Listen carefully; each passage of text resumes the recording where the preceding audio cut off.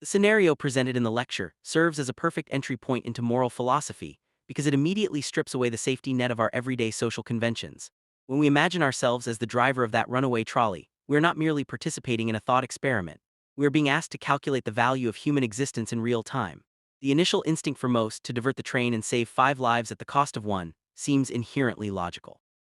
It is an arithmetic solution to a tragedy. Yet, the moment we move from the hypothetical driver to the observer on the bridge, our internal compass begins to spin erratically.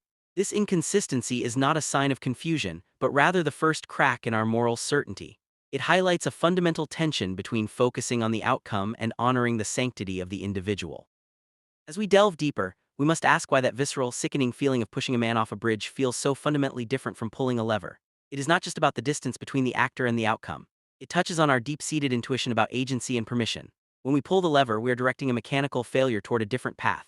When we push a man, we are using a human being as a mere tool, an instrument to be discarded for the sake of the collective. This distinction is where the divide between consequentialism and categorical duty begins to take shape. Most people want to believe they are utilitarian when it saves lives, but they become staunchly deontological when the cost involves their own hands-on participation in violence. The lecture does a brilliant job of forcing us to confront this hypocrisy. If the goal is truly to minimize suffering and maximize the number of survivors, why does the physical act of pushing feel so much more like a moral transgression? Perhaps it is because our moral systems are not just built on cold, hard math. They are built on a complex set of prohibitions that govern how we interact with one another. If we were purely utilitarian, we would have to accept that no one is truly safe from being sacrificed if their organs or their lives could serve a greater purpose. The idea of the surgeon taking a healthy patient for their organs is the ultimate endpoint of a morality that cares only about the tally, ignoring the rights of the individual entirely. This realization is uncomfortable. It suggests that our morality is not a consistent, unified theory but a patchwork of competing impulses. We value life, but we also value fairness, bodily autonomy, and the prohibition against cold-blooded killing. When these values clash, we are left in a state of cognitive dissonance. The teacher in the video is not trying to give us the correct answer, because there is no single answer that satisfies every human intuition. Instead, the goal is to make the familiar strange. We go through life believing we know right from wrong, but these dilemmas show us that our principles are often fragile, waiting to be shattered by a more extreme version of the same question. The discussion about the doctors and the organ transplant serves to push the utilitarian argument to its absolute horrifying limit. By removing the immediate life-or-death crisis of a moving trolley and replacing it with the calculated clinical environment of a hospital room, the moral stakes change. It is one thing to act in a split-second, life-threatening emergency. It is quite another to betray the sacred trust between a patient and a doctor. If we allow the consequentialist logic to rule here, we destroy the very foundation of the medical profession. If a patient cannot walk into a hospital without fearing they might be harvested for parts, the system itself collapses. This proves that some categorical rules are necessary to preserve the society that allows us to function. As we progress through these arguments, the dialogue begins to feel less like a classroom exercise and more like a mirror. We see the students struggling to find a consistent principle, often stumbling when presented with a modification like the trapdoor. This is the beauty of the Socratic method. It does not lecture at you, it invites you to trip over your own logic. When Andrew in the video tries to defend the distinction between pulling a switch and pushing a body, he is doing what we all do, trying to find a moral safe harbor. But the professor's gentle nudges keep pulling him back out to sea, showing that his defense is more about his discomfort than it is about a universal truth. The conversation naturally transitions into the broader philosophical schools, utilitarianism and categorical moral reasoning. Jeremy Bentham's utilitarianism provides a clear, if sometimes brutal, framework. It posits that the right action is the one that produces the greatest good for the greatest number. On the surface, this is incredibly appealing, especially in policymaking and public health. How else are we to allocate limited resources? If we don't choose the most beneficial outcome, aren't we effectively causing more harm than necessary? And yet, the name Bentham carries with it the baggage of a world where individuals are just numbers in a ledger. Immanuel Kant, on the other hand, represents the side of us that recoils at the idea of using people as tools. Kantian ethics asks us to consider whether our actions could become a universal law. If everyone were allowed to kill one person to save 5, would that create a world we want to live in? Probably not. It would lead to a society of constant fear and instrumentalization. Kant's categorical imperative demands that we treat humanity always as an end and never merely as a means to an end. This is the foundation of human rights, and it is why we intuitively struggle with the trolley cases. We know that the fat man on the bridge has a right not to be used as a brake. This clash is not just academic, it plays out in our political and social lives every single day. Look at the debates over public policy, resource allocation, or even military ethics. In every case, we are weighing the needs of the many against the rights of the few. The reason these debates never seem to reach a final resolution is that they are rooted in this same, ancient conflict between the consequences and the act. We are constantly searching for a way to satisfy both, but the reality of human experience is that we often have to sacrifice one to appease the other. The lecture reminds us that philosophy is not just a collection of abstract theories, it is a way of understanding the stakes of our own lives. When we talk about justice, we are talking about how we should live together, how we should treat one another, and what we owe to our neighbor. If we decide that justice is purely about the numbers, we risk becoming cold.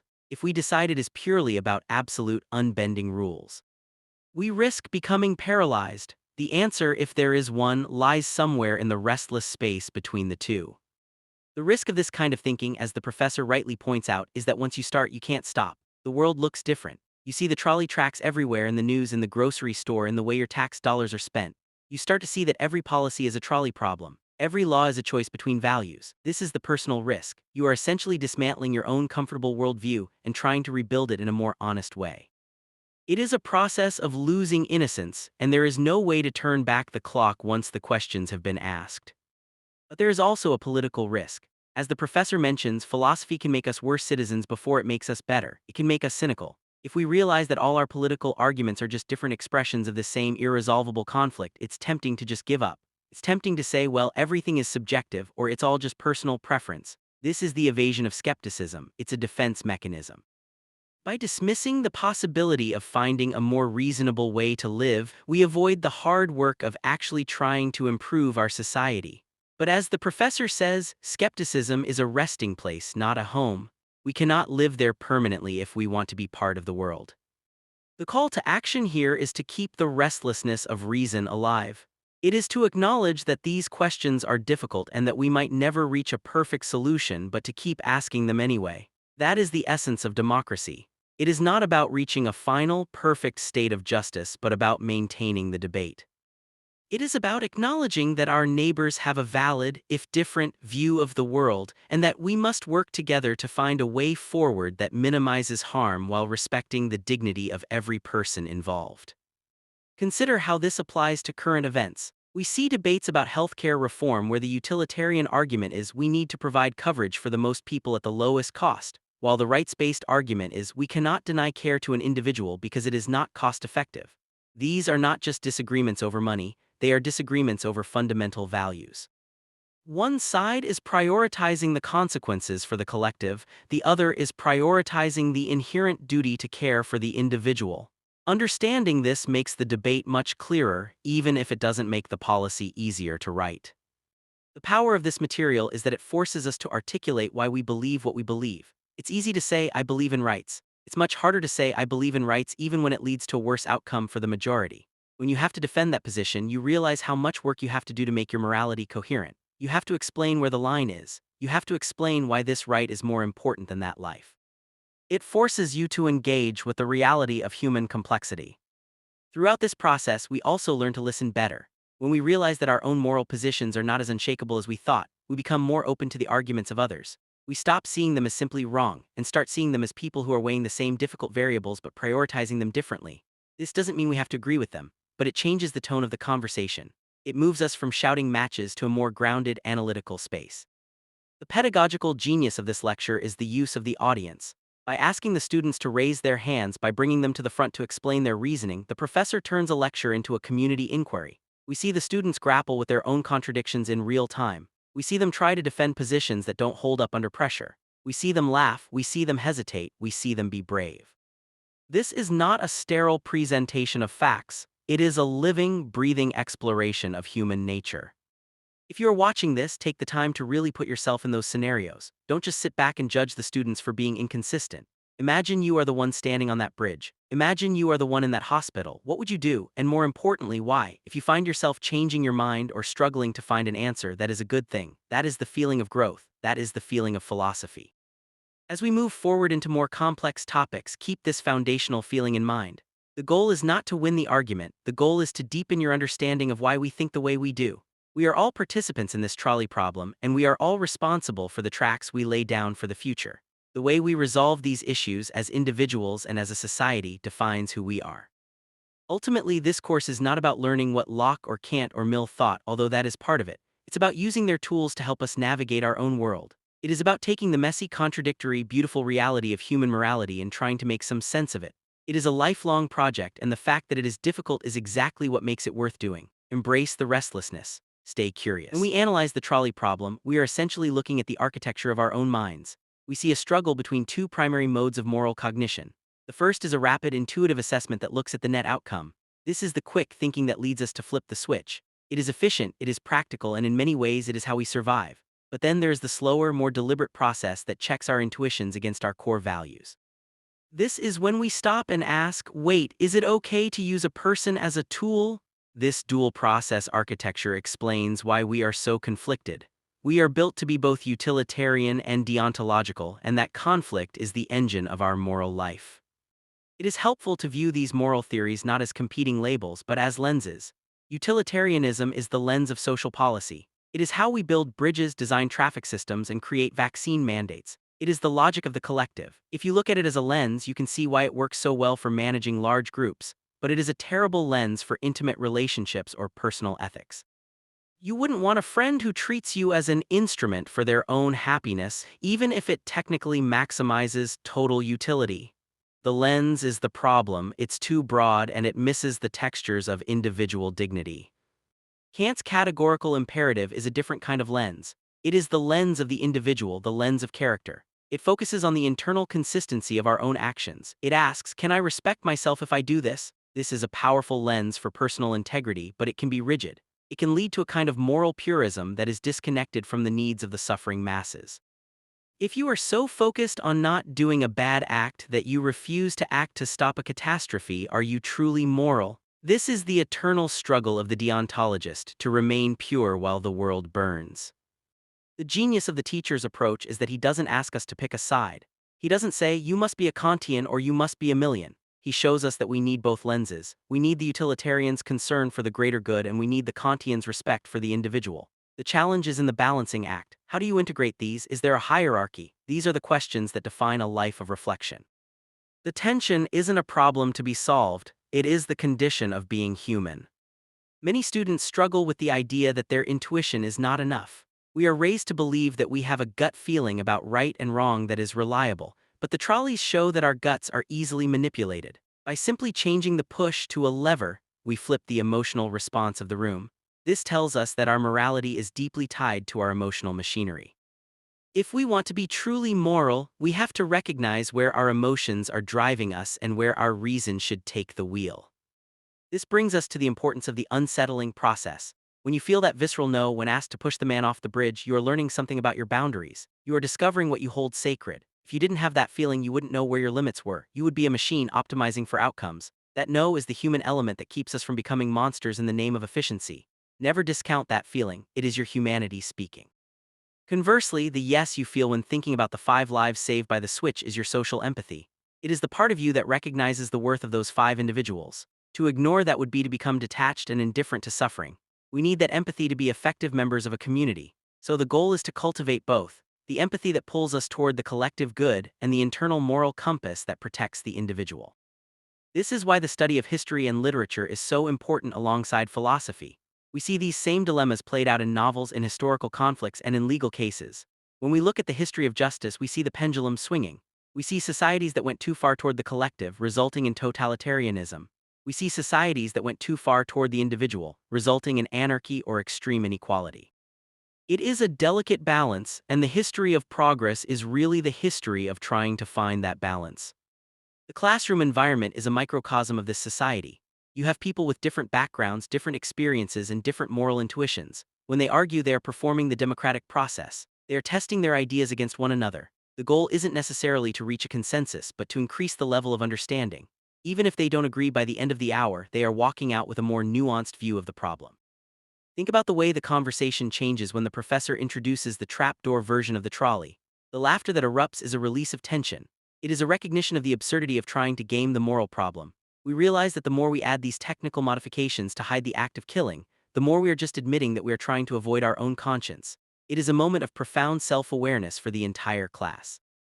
This is why this kind of philosophy feels like a story. It isn't just about facts, it's about character. It's about how we define ourselves through our choices. Every time we face a dilemma, we are writing a line in our own story. Are we the person who pushes the man? Are we the person who refuses? The answer matters not just because of the outcome, but because of who it makes us. This is the personal weight of philosophy.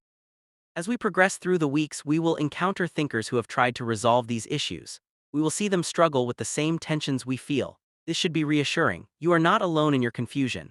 The greatest minds in history have stood exactly where you are, looking at these same tracks, feeling the same weight of the trolley. The point is not to emulate them, but to join them in the conversation. Skepticism, as the teacher says, is a resting place. It is easy to say everything is subjective. It is the intellectual equivalent of closing your eyes, but it doesn't solve the problem. If you see a trolley hurtling toward 5 people, you cannot simply say that's just my opinion. You have to act, you are forced to choose, and in that choice you define your moral position whether you like it or not. Therefore, the only way to avoid the trap of dogmatic wandering is to stay engaged. It is to keep the restlessness alive. It is to realize that the questions are not going away. The world is full of trolleys and we are all in the driver's seat. We have to decide for ourselves what we stand for. And we have to be willing to defend it, not because we have all the answers, but because the alternative is to let the world unfold without us. Consider the role of sacrifice. The student who mentions the people on the 9/11 flight is bringing in a real-world example of the utilitarian principle. These were people who chose to sacrifice their own lives to save others. This changes the calculus. It isn't about being pushed, it's about choosing. Does that make the act different? Is a sacrifice made by the victim different from an act performed by an external party? This is a crucial distinction.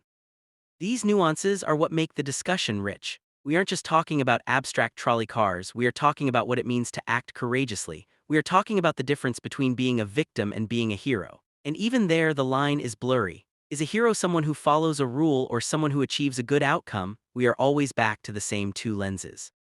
The process of debating this is what makes us more thoughtful participants in our public lives. If we can see the utilitarian and the deontological roots of a policy, we can debate the policy more effectively. We can say, I understand why you are prioritizing the results, but I am worried about the cost to this individual. That is a much more productive conversation than you are wrong. So, be patient with yourself. This isn't something you learn in a week. It's a habit of mind. It's a way of looking at the world that favors inquiry over certainty. It's a way of being that values the struggle of the question as much as the potential for an answer. That is the true aim of the course. In the end, you are the final authority on your own principles. You have to decide what you can live with. You have to decide what you owe to others and what you owe to yourself. The philosophy gives you the vocabulary and the framework, but the life is yours. And the life is the most important part. The final takeaway from this exploration is that justice is not a finished product. It is an ongoing, messy, and deeply personal labor. We often think of justice as a set of rules written in a book or enforced by a court. But at its core, justice is a continuous reflection on how we treat one another. When we discuss these trolley scenarios, we are rehearsing for the moments in our own lives where we will have to make a choice that has real-world consequences. We are building the muscles of our moral judgment so that when the time comes, we don't just react blindly. This is the beauty of the restlessness of reason. It is a state of being where you are never fully satisfied with your own moral baseline. You are always asking, is this truly just? Is there a way to make this better? Am I being fair to everyone involved? This restlessness is what drives social progress. If we were all perfectly satisfied with the status quo, we would never fight for better conditions, more inclusive laws, or more ethical standards. The discomfort you feel during these debates is the engine of change. As the lecture notes, the risks of this path are real. It can be exhausting to constantly question your own assumptions. It can be isolating when you realize that your friends or your society are content with answers you find insufficient. But this is the cost of living an examined life. You are trading the comfort of certainty for the depth of understanding, and for anyone who cares about justice, that is a bargain worth taking. Consider the role of the other in our moral thinking. We are often tempted to think of ethics as a solitary pursuit, what should I do? But the trolley problem forces us to interact with the people around us. It forces us to acknowledge their presence and their claims on us. Justice is fundamentally relational. It is about the space between us. When we realize that our actions affect others, we are no longer just individuals, we are members of a community. This is why the classroom setting is so effective. By hearing others, we break out of the bubble of our own biases. We might be shocked that someone would push the man off the bridge, or we might be baffled that someone wouldn't flip the switch. But that shock is the start of a conversation. It's the realization that other people are navigating the same moral landscape with different maps, and by comparing those maps, we can refine our own. The question of why we feel murder is different from diverting a disaster is the core of our legal and ethical systems. Our laws are built on the idea that certain acts are inherently wrong regardless of the outcome. This is the Kantian legacy. We protect the rights of the individual even when it might be more efficient to violate them. This is the cornerstone of a free society. If we abandon this, we open the door to all sorts of state-sanctioned abuses.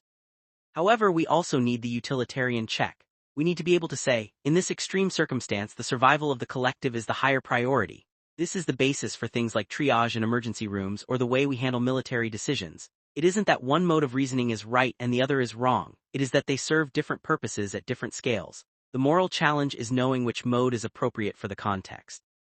As we look at the syllabus for the course, Locke, Aristotle, Mill, Kant, we see that this isn't a new problem, it's a perennial one. We are essentially standing on the shoulders of giants who have been grappling with these same trolley problems for centuries. They haven't solved them because they are inherent to the human condition, but they have given us the vocabulary to talk about them. They have provided the tools we need to build our own understandings. The warning about political philosophy making you a worse citizen is a classic Socratic point. It is meant to remind us that questioning everything can lead to a kind of paralysis. If you question the foundations of every law, you might lose your respect for the rule of law itself. But that is the risk of freedom. A free citizen is one who understands the reasons for the laws, not just one who follows them blindly. That is why it is worth the risk. So, how do we move forward? We take the restlessness with us. We don't try to hide it or suppress it. We use it to fuel our reading, our debates, and our actions. We treat the material not as a list of facts to be memorized, but as a set of challenges to be met.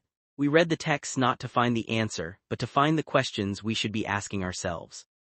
Every day provides new examples. Look at how society handles technology, AI, or climate change. These are all macro-level trolley problems. Should we sacrifice some jobs to gain the benefits of automation? Should we impose regulations that slow down progress to protect the environment? These are the same debates, just with higher stakes and more variables. The logic you learn in these classes is directly applicable to the issues that will define our future. Be aware, too, of the evasion of skepticism. When people tell you that it's all just personal or that there is no objective way to talk about justice, they are trying to shut down the conversation. Don't let them. Skepticism is a tool for reflection, not a way to opt out of the responsibility of thinking. The very fact that we are forced to choose means that morality is not just a personal hobby, it is a public necessity. The story mentioned by the professor is your story. You are the protagonist. You are the one who has to make the choices. The books you read are just the background music. You are the one who has to live the answers. That is why the course is so riveting. It's because it's about you. It's about your future, your values, and your world. In the coming weeks, pay attention to your reactions. Notice when you feel a conflict. Notice when you find yourself agreeing with a position you previously thought was wrong. This is the evidence of your growth. This is the new way of seeing that the professor promised. It is the most valuable thing you can gain from an education. Don't be afraid to change your mind. The most dangerous person in a debate is the one who is so sure of their position that they stop listening. The most effective person is the one who is willing to be wrong. The most moral person is the one who is willing to acknowledge the complexity of the world and still act with conviction. Finally, keep in mind that this is a collective endeavor. We are all learning together. The students in the video represent each one of us. Their hesitations, their laughter, their struggles, these are universal. We are all on that bridge and we are all looking at the tracks. We are all trying to figure out how to live a good life. As you finish this, carry that sense of wonder and that sense of responsibility with you. The tracks are ahead. The trolley is coming. The world is waiting for your choice. Make it with the full weight of your reasoning and with the full empathy of your heart. That is all anyone can ask of you. The journey into philosophy is essentially a journey home. It is a return to the deepest, most fundamental questions of our existence. You don't know where the story will lead, but you do know that it's your story, and that is enough to keep moving forward. Thank you for engaging with these ideas. Now keep the restlessness alive.